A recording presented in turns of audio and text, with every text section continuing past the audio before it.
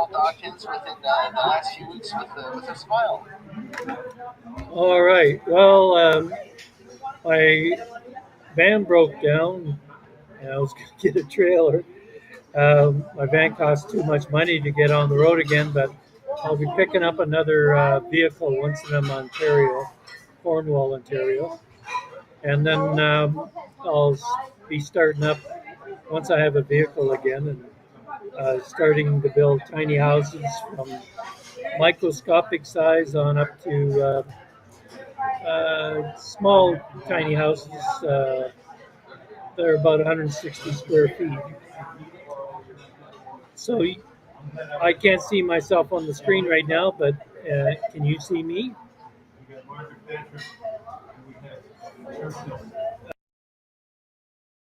Steve? Yes, I'm still here. I'm still here. I'm just fixing something. Continue. Okay. So yeah, I'll be leaving on Sunday, and I won't be back till about till I have a car and pick up the rest of my stuff and all my tools so I can start building.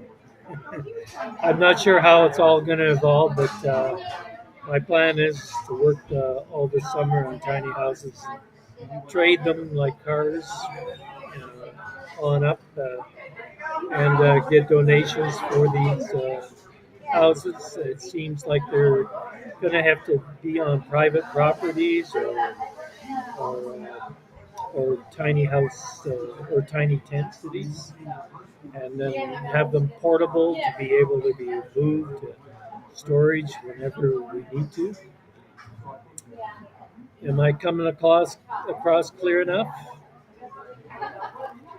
Steve, can you return? Is it just me talking? Oh, is it just me talking? No. It's not you. Okay, sure. I'll convey the play as far as I know. You had mentioned that Jessica Hutchins had published pictures, and it got a lot of people interested, Oh, no. Yes. right? So I guess that's definitely a good sign. Oh, good. I've, I, I've had a lot of interest in my chainsaw carvings too, but I haven't had a place to actually build them for a while. I've been just preparing for this trip a lot. But I'll get going on that. It's at least there's a good market for both for tiny houses and my chainsaw carvings, and it's just the moving part is it takes time, but the idea is to have this all evolve across Canada and end homeless. It'd be nice to get everybody on board on the political side, but I I'll would have like to. to ask you a question. Sorry, I don't mean to cut you off. I'd like to ask you a question. Sure. What a shame. You know, from your All those sculpting people that said career, if Yeah. you were to look at it now, are you finding that I mean, reading news articles, uh, being a world-renowned sculptor, are you finding that now things are different, that whenever people see your art, that they thought the response has changed, or is still as strong? Oh, yeah. Well, I'd say the organizations have changed. I used to work a lot with the Canadian government, and we collaborated really nice. I represented Canada in sports and also in the arts around the world. But now it seems the collaboration is different, and there seems to be sort of greedy organizations that have taken over. And I'm just not sure what's up or down, but you know, the game just changes as we go along, and I'm just adapting to the game that we have to play nowadays. It's certainly a lot more stressful just trying to perform the work. For instance, I'm a chainsaw carver, and I can hardly afford a place to work. I have to collaborate in tiny houses with the chainsaw carvings, and there's not even a lot of places that allow me to work. But there is some outlets there. I just have to dig deeper and find them. And this transition to Ontario is a little more proactive for the homeless, and I think I can get an in there. It's like taking another step back to move two forward. I mean, there's a lot of ups and downs in life anyway, but it just seems to be more a tight uh, rope to pull now, and it is for most people too. It's all around. It's more difficult financially, and actually, a lot of people are moving out of Canada because they had a hard time making ends meet. Because now, I used to say always Canada's the best place in the world, but now there is finding other places.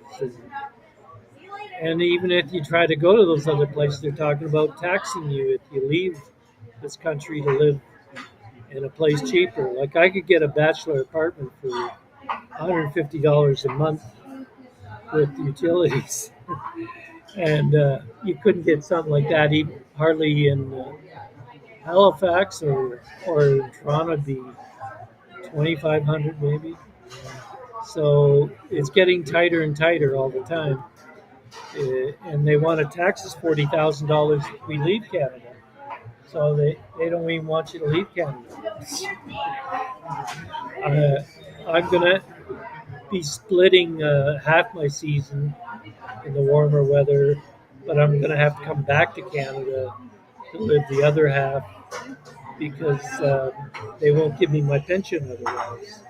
So it's not the same for the states. The states are more freely to travel and live other places.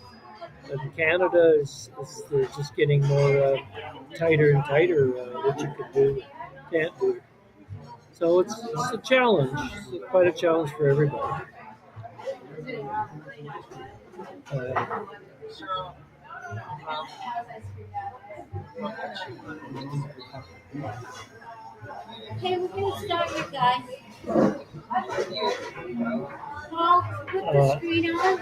I can't quite hear did you. you find the challenges within the political context about tiny houses is not necessarily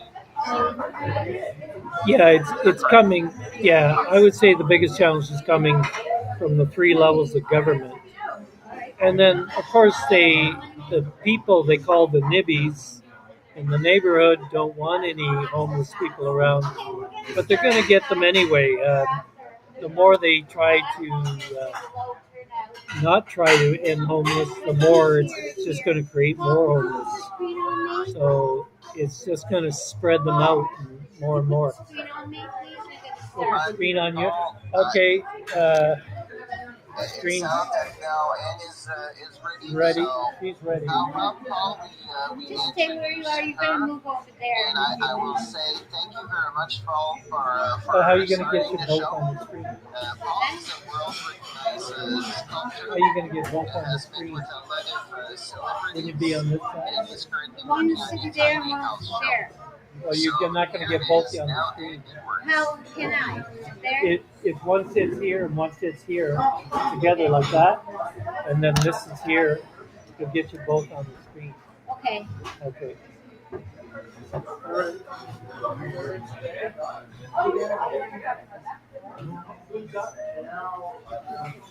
Good afternoon and welcome to the Ann Edwards Show. I'm Ann Edwards, and the first thing that I'd like to say is that we're on the McMahon ceded land for the McMahon, and which is the appreciated of the McMahons. They've done a lot in our country.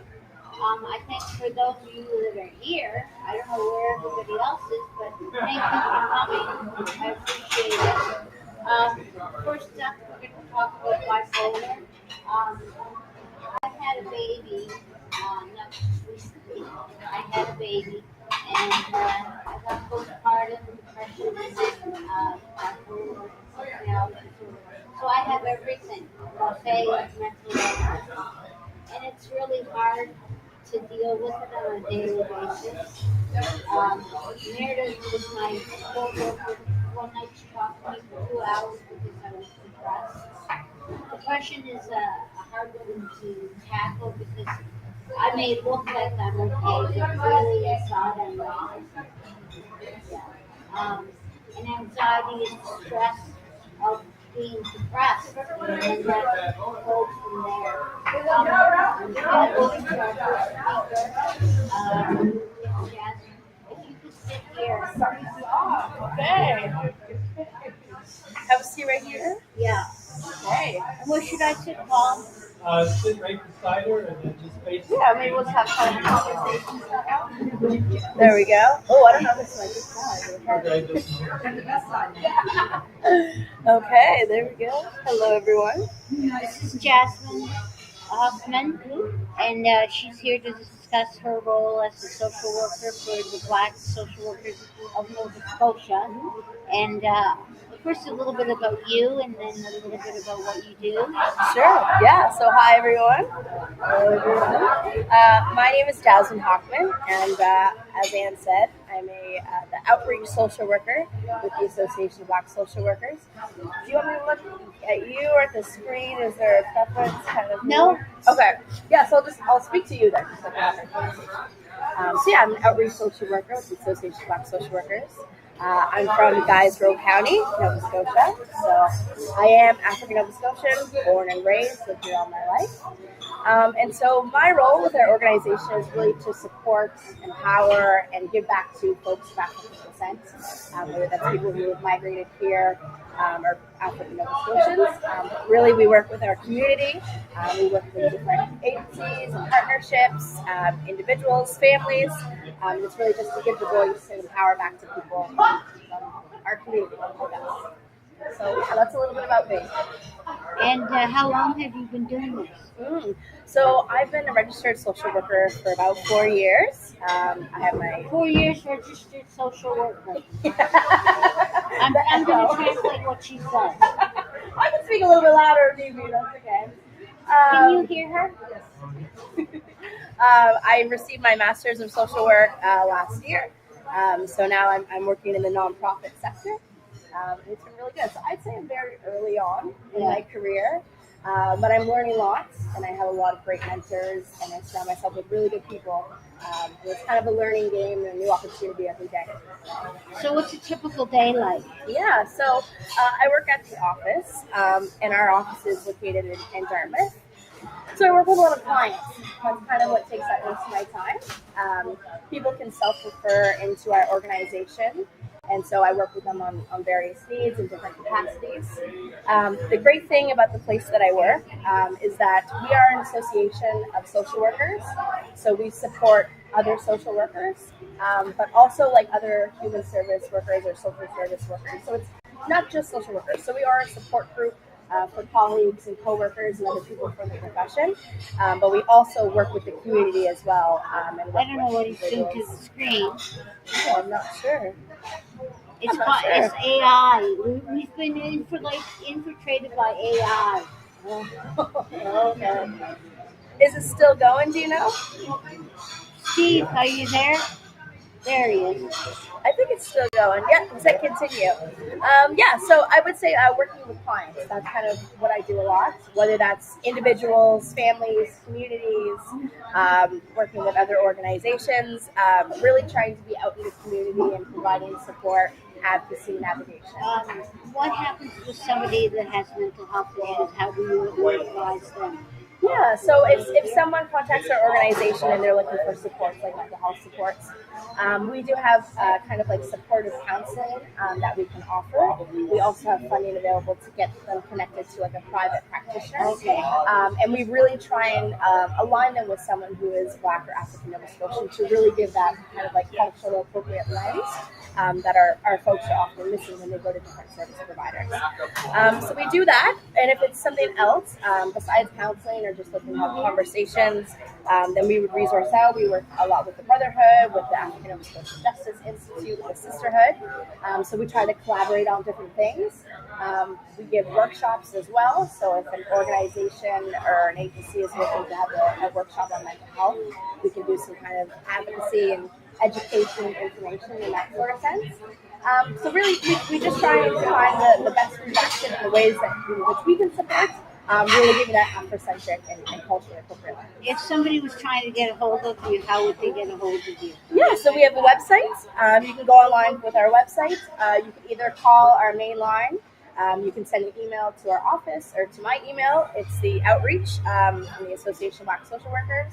Or contact me and we can give you Yeah, absolutely. Yeah, Yeah. yeah. Do you have anything further to say? I just think it's really important to continue to have the conversation on mental health. It's kind of a lifelong process and something that's always ongoing.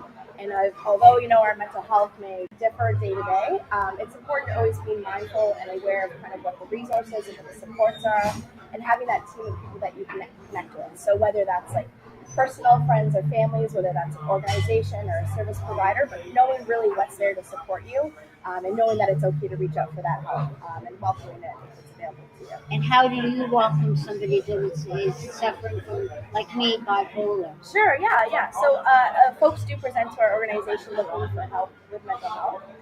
So we would kind of do like the intake process, just getting a better understanding of who they are, kind of what the supports are that they're looking for. And then if it's something our organization can work through and work with them to kind of figure out, or if it's something we need to resource or referral or collaborate on another organization with, and that's a kind of different route that we'll take. Again, primarily we do work with folks of Black or African descent. That's kind of our main kind of demographic. That's that your we support. focus. Yeah. And so we're there as a support for persons along their mental health journey. So, yeah. Okay. Thank you. Thank you so much. So next up is Steve. I guess, yeah.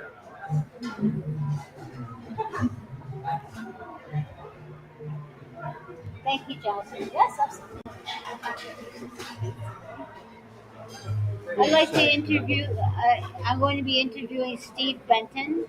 You can see him on the screen. Steve is a financial expert, and the reason why I invited Steve is because he wants to know, or he knows, where your money goes. So I'll pass it over to Steve. Who are you? Why are you here? And what do you do? Thank you. And first of all, I want to thank you for the invitation. And always great to see you and back in the interviewing seat there. So I'm originally from Philadelphia, Pennsylvania, and I've been in financial services now for 16 years. And I have been licensed with Nova Scotia, with the Superintendent of Financial Services and Insurance, and also I had my license in Toronto, Ontario also. So in the process of renewing my license in Ontario, so I'm expanding in there also, but very excited to be in Nova Scotia again and expanding in Nova Scotia and also in the Atlantic provinces. And so that's a little bit about myself. Just formerly, I played a little bit of semi-pro and professional basketball. Oh, you like basketball, do you? Well, I liked it enough to, I got a little bit serious about it. Yeah. And it took me all over the world, and so I had to learn the hard way that money management is not a bit about myself. And what kind of business do you do? So when we talk about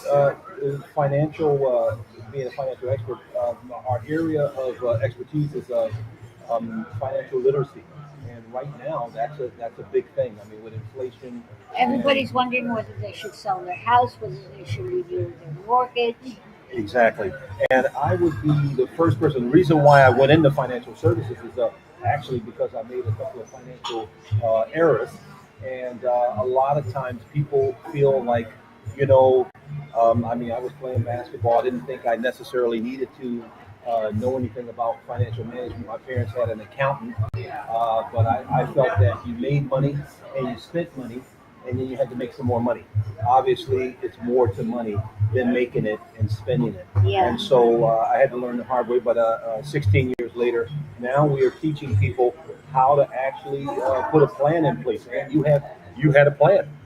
Looks like something's happening in the AI world here Yeah. with the computer again. But I can see myself on the side here. Yeah. But I guess we could keep going, huh? Okay. There we go. So We're back so again. Kind of like a ghost. yeah. So AI, right? Don't worry about the technicals, right?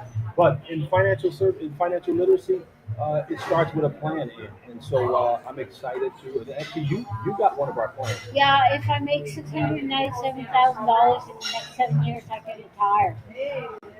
Yeah. After I pay off my bonds. Yeah, and so what and then I'm glad Ann mentioned that it's confidential. But what we do for clients is that we actually give them, first of all, a workbook on not being threatened by, taking control of their finances. And so that's the number one thing in chapter one is taking control. And we all know in life, you got to take control over your own life. So why not take control over your own finances also? And so that's step number And one. that's part of stress. If you have money problems, you have a lot of stress. Exactly. And so this topic of mental health is huge in the financial world because of top problems with stress is money. And so what I do is help people to realize that it doesn't have to be stressful. The day I took the ferry over, relaxed a little bit. I was running a little bit behind, but I got here. And I think a lot of times self care, taking care of yourself, and understanding that if you don't, like these days now, you can go on Google and you can research, but now the only thing about Google is that you have to cross-reference the information that you're getting. So you can't just because you see something on TikTok or you see something on Google, you should cross-reference that information with the experts. Yeah. With the experts. Yeah. And make sure, number one, a person is licensed. So I'm licensed right now to talk to Ann and talk to our audience about money. So the government does some good things. They make sure that if you're talking to somebody about your money, that you should be licensed. Okay. Thank you, Steve. Thanks for having me, Ann. You guys download I think it's a really good point because I think a lot of times when we do this stuff, they go around with information while we don't know all the sources. So it's very easy to get misinformation and wrong information if you don't know. So it's really important. You almost broke my hand. Because otherwise, you can get anything with someone's opinion, and then you take it as fact. Yeah, exactly. Exactly. So one of the things that I used to look at and really think would eventually implement, we're going back to the old days where you learn how to sew, you learn about money, right? All that economics all back in the day, other schools, and now going to bring it back. And I think that's a benefit thing that we can do with people. They don't know what to do. There used to be a home ec course. That's right now. Yeah.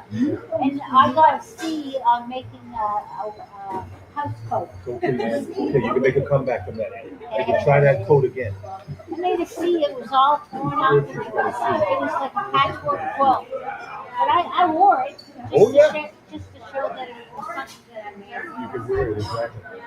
And then if I can share just from the comment from the audience, great points about, for sure, cross-referencing the information because sometimes we think, I get a lot of points around, what about Bitcoin? What about this? What about it? And I say, hey, you still have to do your research and you have to cross-reference the information. You have to, and we call it drilling down. We have to drill down on the information. Somebody says something, okay, let's see how it works. If you see something on TikTok, it's only, 20 seconds that you can do a TikTok thing. So you have to, do some research. Go to the library and ask a licensed person. And on another point, around the old school, I know in Nova Scotia they used to say, don't worry about the dollars. Something about Have some common pennies, sense. or the common sense, but the pennies will worry about themselves, whatever. But the old school had a way of, saving that, save for a rainy day, those type of things. But using envelopes to save. But the key I want to, if someone wants to get in contact with me, of course, get in touch with Ann. But you can also get in contact with me at 902-914-0422 if you want further information. Or get in touch with Ann Edwards. I call her Margaret Thatcher. That's our joke. But thanks for having me, Ann. You're welcome. All right. Take care. You didn't hurt? My hand is. Oh, sorry about that. That's Now, a bad Paul, thing. you're up. I'd like to introduce our next guest, Paul, part of the audience now, Paul Dawkins. He's the builder of tiny homes.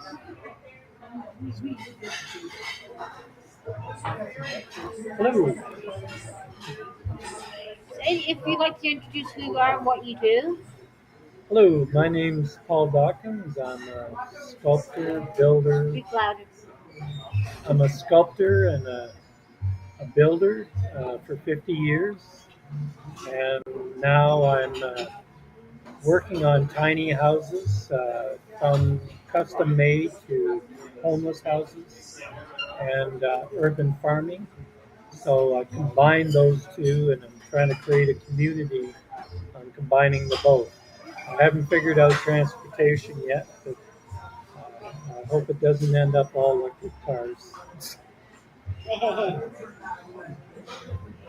So, what got you building tiny homes? Well, I started 17 years ago, actually building custom type houses, small, tiny houses. I had success for that, and I noticed out west, where the homeless was pretty well started in big leagues, and I've noticed there was a demand for that. And I even got approved in Vancouver to build tiny houses. They told me that the village that I was going to build, 75% of them were mentally ill.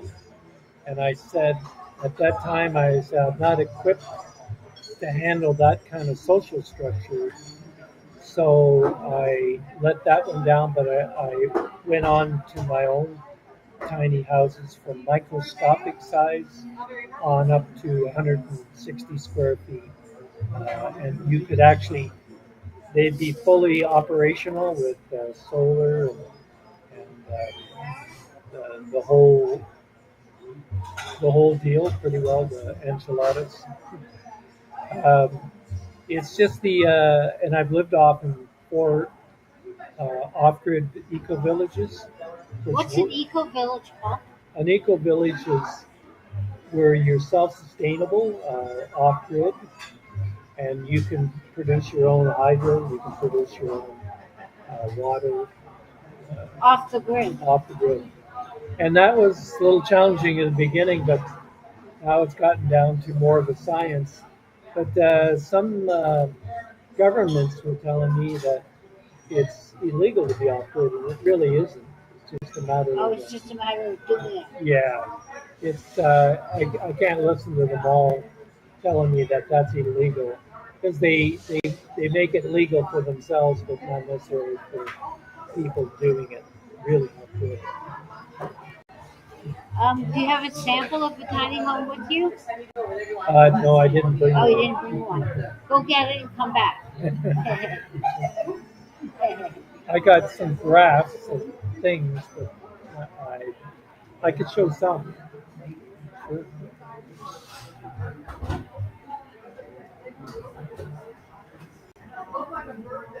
He's just going to get a sample of the tiny home.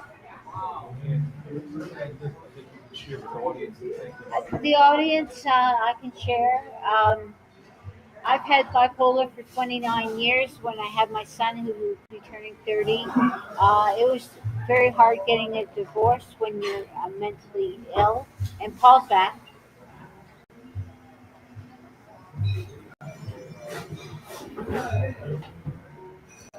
Well, this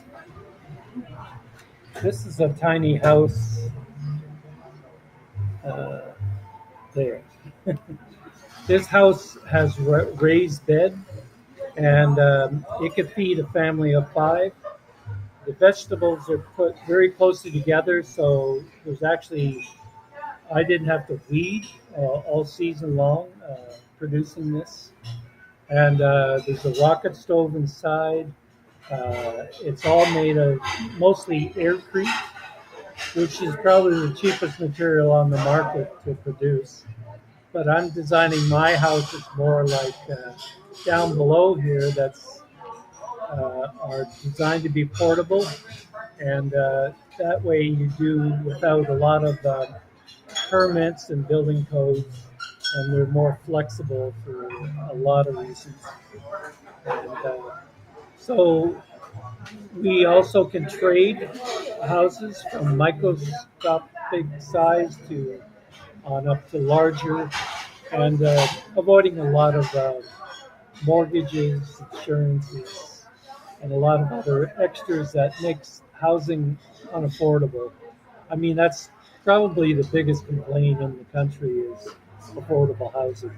It starts from there, and then that runs into your health issues. Those are my top two issues: is health and housing. And, the other sculptures here are all out of made sand. I've been doing this for 50 years, all over the world. Um, I do snow playgrounds. I do costumes, and any kind of sculpture. I've actually placed internationally awards, about 185 international awards, different sculptures, concrete, wood, snow, sand. So this has kept me alive quite well. It's changed since COVID. I can't travel as much, so the designs are, travel less. Uh, so it changed the game of my work. That's why I'm going more into tiny houses. The kind of audience we get there's about 250,000 people for Looks like Sandcastle. Woodstock, doesn't it? And we've had up to 8,000 attendants in China at the Sandcastle contest event. I'll be using sand sculpting as a part of a promotion and to raise funds for tiny houses. And I found in Nova Scotia it's been beating a dead horse, political sense, and the nibbies pretty well. So I'm proactive in Ontario more now. But I'm bringing this across the country to end homeless. We do spend too much more money making homeless over in Syria, Ukraine, Gaza. We spend 14 billion on that, where we could end homeless for about 4 billion, and it would really solve multi problems because we're actually spending 8 billion housing them in prisons and shelters and people pretty well couch surfing. There's many other ways, people living in vans. This People is not living really in where their to cars. go. Yeah, I lived in my car for 10 months. It's not fun. no. Especially with seniors, it's living I'm a with senior. infants. Yeah, I'm 61. I know I don't look it. 60 is the new 40. yeah. But that's better than living in a tent. Yeah. Apparently. I don't see the tents around this one. Well, they've been rebuilding them. I've noticed them down the street Oh, there. okay. They're all coming back, and they're going to come back stronger than ever until they really listen to about tiny houses being built as a great compensation for unaffordable housing. Because even in shelters, they spend about $36,000 for a bed, and minimum wage is only $29,000 a year. So Minimum wage here is $15 an hour. yeah, 29,000 a year that they accumulate, but it's not even enough to pay for shelter. If people could just have their own money for that, well, even in prison they spend $115,000 a year and they're just criminalizing these homeless people in tents. And it's That's not. so It's true. just creating more problems, and spreading it out faster. And you'll see more tents this year than you'll have ever seen. So look into tiny houses. That is probably the best solution I could imagine coming up with. Oh, can you continue for a minute? I have to go to the bathroom. Okay. Yes. To give you an idea, here's a graph, and from 2015, you could see Canada has risen in housing costs, and considering the rest of the G7 is all down here, and this is even escalating even faster because now we're bringing in more immigrants than ever.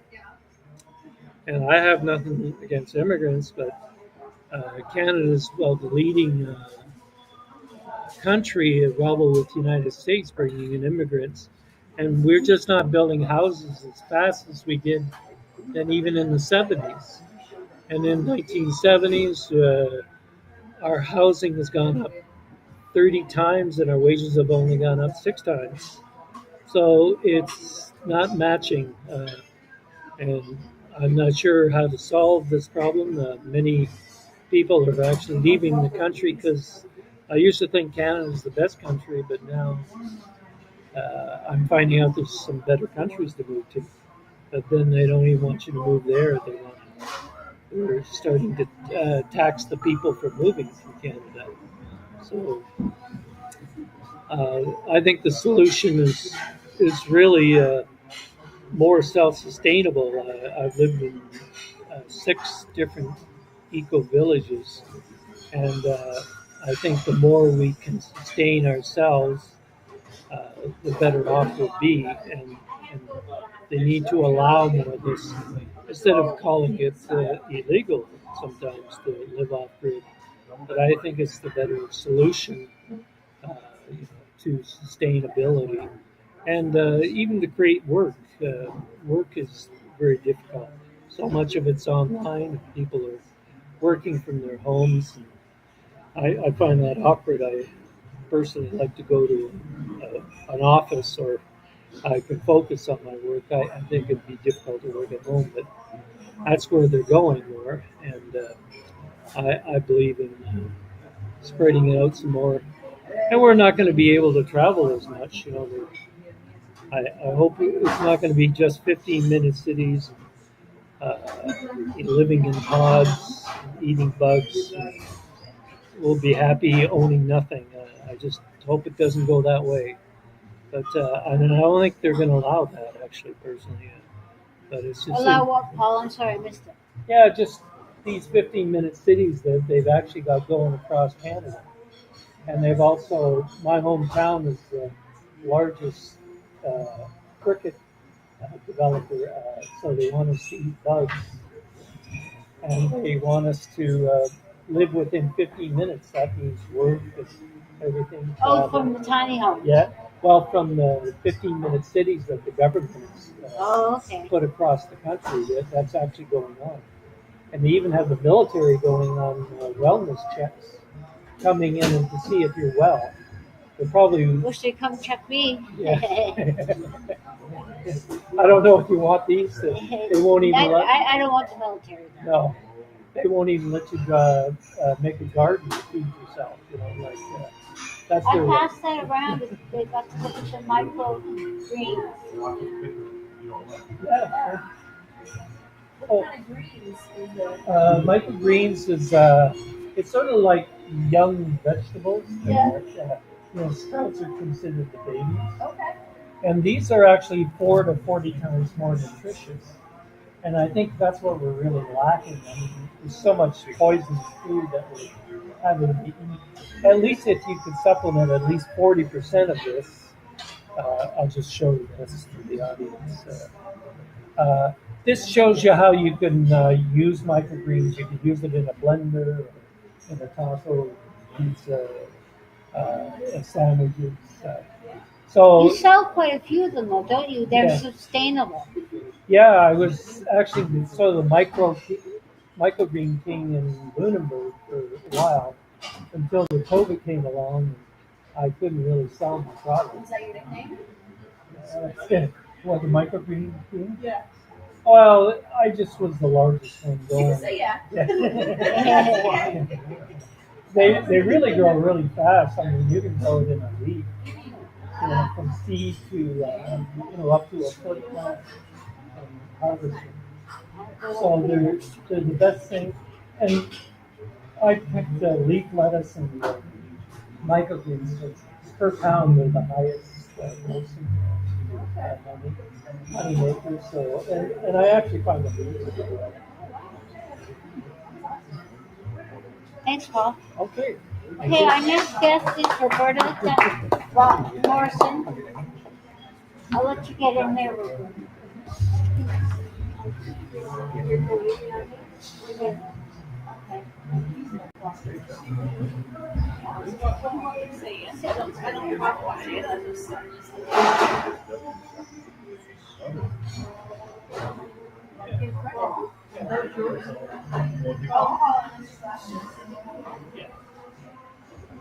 You want me to say yeah?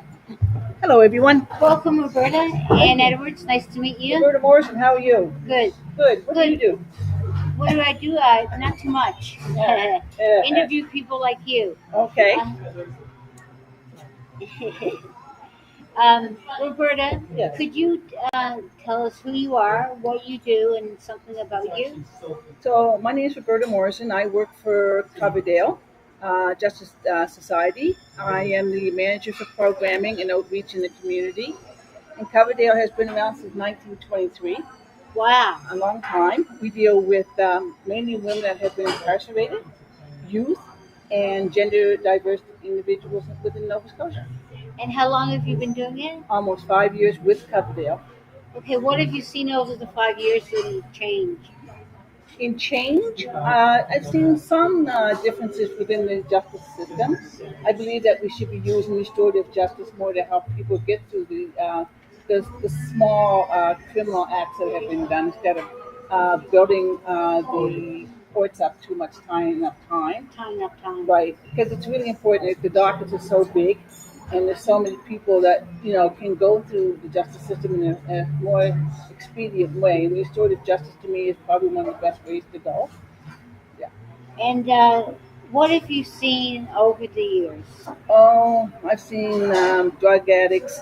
I've seen death. Um, a lot of mental health. Mental health. Well, how do you deal with mental health if you have a client who's in? I deal with mental health. I do outreach to partners within the community to get help. So you work with Absent House for Women? I work with Absent House. I work with Barney. I deal with Mosh. So we try to give people help at the source if we can get it. And sometimes it takes a long time. But, I firmly believe that if you have a communication, you keep the lines open with folks and you help them like you and I do. Yeah. We talk, right? And, like I said to you about doing different things for yourself even. I firmly believe you have it to do it. I know sometimes you think you don't, but I truly believe that you do. You're a very special person. And you have to Special needs. Well, you might call them special needs, but I think you're a very special person that Thank you. can do a lot for other folks. And you're making it through every day with your mental health issues is an inspiration to others that suffer the same way you do. And you should keep that in the back of your mind every time. Okay, thank you, Roberta. You're more than welcome. Take care, Ann. Okay. Okay, let's do that. I grab, I just got to get this place. Sit there, Meredith. Do you like there?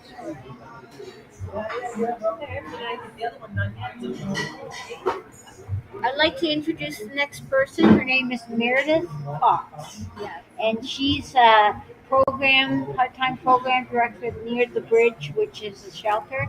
And she's also a part-time shelter representative, supervisor, team lead. Yes. Can you tell me a little bit about Near the Bridge? So the Bridge Shelter is a hotel setting homeless shelter, and we take a harm reduction approach.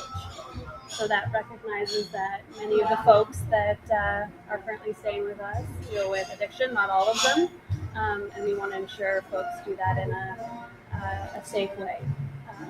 You celebrated a year. We did. They celebrated a year. How many people do you have in the shelter? Right now, we've got a full house. We're just How shy of many? 190. 190 in the shelter. Yeah, so we have 7 floors. We have a predominantly medical floor where there's CCA support, which is fantastic. So we have CCAs 24 hours a day, and then client support on each floor to support the folks that are with us. So, if somebody has a mental health distress, what's the procedure? We offer support, and then depending on what they're facing, we will connect with our community partners. So mobile crisis if the client is really in serious distress, or if it's a little bit less pressing, we will make referrals to various counselors, social workers, and we will soon have a mental health focused social worker. Which I Oh, think that's will a good be idea. If wonderful. they're going to hire me, Great. you're not allowed to have to wait 6 months until after you stay in the shelter. I was in the shelter for a year and a half. You were, but you did a lot there. You want I to talk about what you yeah, started? Well, Yeah.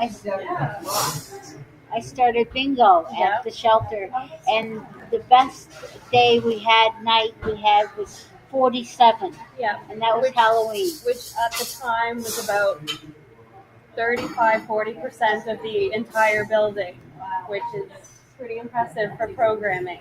Yeah, and that's how you got this job for programming. It is. Yep. You and I are working together and demonstrating the need to offer opportunity for clients to connect and socialize and have fun and to laugh, as we've been talking about. And I learned so much from you in doing it. You did? Of course I did. Marketing, are you kidding? And how you mentioned the importance of consistency, so making sure it was every Monday so that folks knew the schedule and they Every Monday had something to look forward at to. 6 to 7:30. Yes. Yeah. And they invited me to come back to visit. Yeah. Thank you. Great.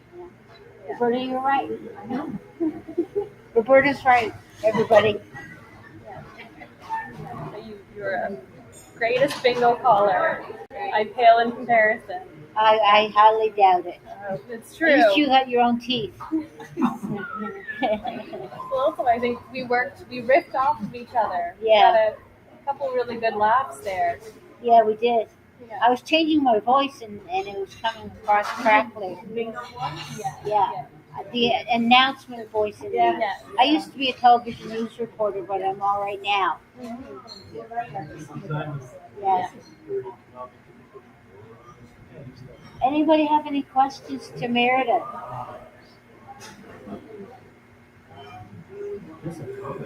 This great work. When you find that people are, maybe this question, when you find that people come into the shelter, sometimes they're down, how do you cope? Obviously, bingo is something activity, but what other activities are you doing at the shelter? Karaoke. I'm very new to the role, so we're still workshopping things. But talent show, we're working on a senior sort of meet and greet, because I always noticed that like the seniors really save themselves. So getting newspapers and offering coffee and tea, things like that. Oh, are you doing that? We're going to be, yeah. How's that going to work? Like I said, we'll have newspapers and offer maybe Why a little- newspaper? Because it's a weekend thing? I don't Yeah. know. I'm very open to feedback. No, I'm just giving you a hard time here. As always. Because I love it. And little, like, finger foods, maybe tea sandwiches and maybe that's it. Yeah. Sort of sort of a social luncheon. Yeah, just to break the ice and to make introductions and What scene No, you go ahead. I great got one. question. I don't know if I know the answer. I would guess of the 100, One less next week because she's moving out. yeah, what's nice is there's a streamlined route. I'm sure now. I would guess 30, probably. Yeah. How does someone access the So our criteria is folks need to be working with a housing support worker or have a referral from another community partner. Um, I don't yeah. Like what they get substitute. Yeah. They need to be without housing for 6 months or more. And so I was driving, and Eric were here. Yeah, I thought they were coming. Would have reviewed everything. That's what we were gonna do. Primarily facing housing insecurity. So it's not necessarily like shelter, it's more long-term. Or more or less, yeah. I think there is a lot of misunderstanding in the community that we are an emergency shelter. I think by virtue of being in a hotel setting, so often we think, oh, I can just check in and get into the room. But instead, we are trying to bridge the gap between folks being in the streets or facing invisible homelessness for long periods, and then we have a housing support team that comes to work with them to then get to housing of their own, like Anne did, as soon as they can. So there's no timeline per se of how long someone will be with us. Some folks within years, others they get housed within weeks or months. We also get some intakes from the hospital, so folks that eventually become homeless because they face illness or injury and can't return home. The social worker at the hospitals will then. Okay. What made you become a social integrant person? I love people, and I've been fortunate that a lot of people have been there for me in my life, and I feel honored to get to be there for others. Well, she like I said, Meredith was there in my deepest, darkest moment, Yeah. and I was it was her first day on the job, It was my and I was her full- first full client, day. Yeah. and I was just pouring my guts out That's what you do. and saying, I'm alone, I don't have any family, I'm in a shelter, I don't want to be in a shelter, I want to be in my own place. Fast forward to present day, I have my own home. Yeah.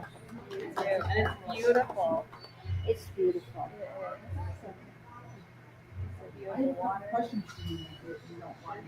Yeah, sure. So, I'm gonna get out of the way. So, Anne, since you've been in those shelters a couple of times, right? How do you feel now that you're living on your own? And you're Alone. not really on your own. You're saying that you're not really. I know the days are long and stuff, but you've made a lot of progress. Tell me how you feel about that. I feel alone at my apartment. I'm lonely, I'm depressed. And I'm actually depressed right now, and I can't believe I'm here because I was bedridden for a week.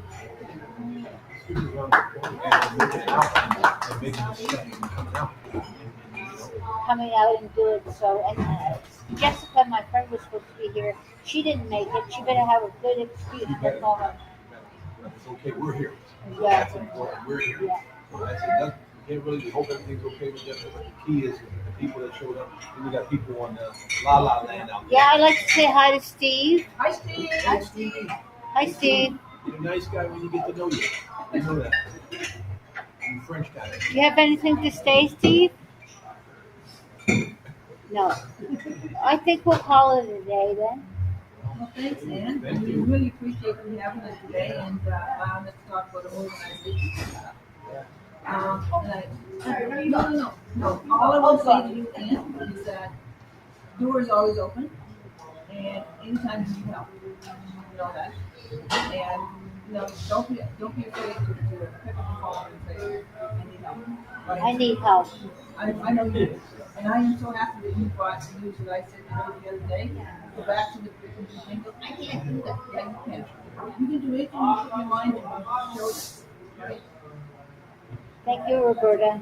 I'd like to thank Steve Levier, doing our technical. I'd like to thank Jasmine. Oh, can I say one Meredith. more thing? No. Okay. Okay. I'll pop in here. I just wanted to say there was another organization that was here. I just wanted to highlight them, even though they're not here with us, they dropped by. But it was the Mental Health and Mobile Crisis Team. I'll show the little cards there so folks can see. But they are through the Mental Health and Addictions through Nova Scotia Health.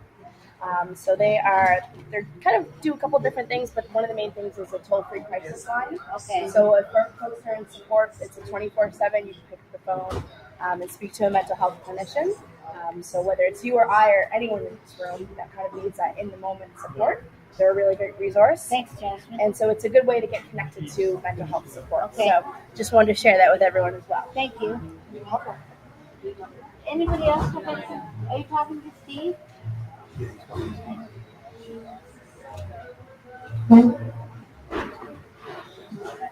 you have a question, Meredith? No? And I too just want to also reiterate, congratulations again. I know I joke around and call you now Margaret Thatcher, but I believe you are Ann Edwards. But Margaret Thatcher is one of your role models, one of your mentors. And I too want to congratulate you on this work and inviting me here today and meeting the rest of the team. And yeah, you know I'm always here for you too. Thank you. And, Steve calls me Thatcher, and I call him Churchill. And we sing Waymaker. Waymaker. You know what that one is? Waymaker, promise keeper, light of the darkness, my God, that is who you are. Don't. It was until I sang it. you did well with it. Okay. Okay, we're over now. Here, Steve. Thank you. Thank you. Thank you. Just hand a round of applause again. Great job, man. Great job. Just announce your St. Anne Edward show. Just announce The Ann Edward Show is closing. Thank you. This guy. We're trying to do it.